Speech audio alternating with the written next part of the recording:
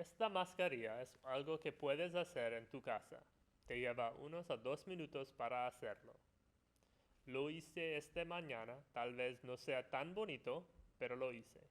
Y usted necesita cosas que ya tienes en casa. Elegí un pañuelo de aproximadamente 20 por 20 pulgadas. Si no tienes pañuelo, una camisa polo, una camiseta también funcionan perfectamente y lo cortan al tamaño correcto.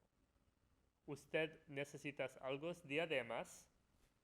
Yo tengo chicas en mi casa y es por eso que tengo muchas en todas partes. Algunas ligas funcionan perfectamente bien. Y también si tienes un filtro de café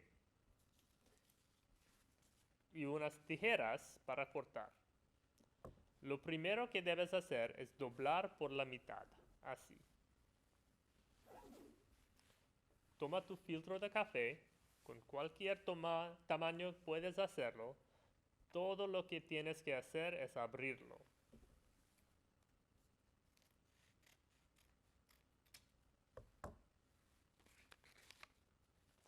De esta manera. La razón por la que hace esto es para agregar una capa más de filtración. Lo que realmente está haciendo es crear muchas capas. De esa manera, cuando respiras, estas capas filtran su aliento hacia adentro, atrapando sus virus o aquellos que están en el aire. Lo pones el filtro en el centro y doblas esta parte aquí arriba y esta parte así. Dos diademas. Una cinta en esta parte extrema y la otra en la otra parte final.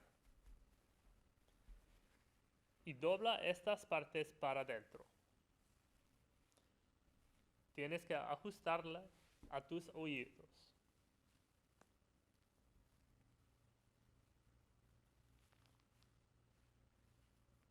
Y es una mascarilla.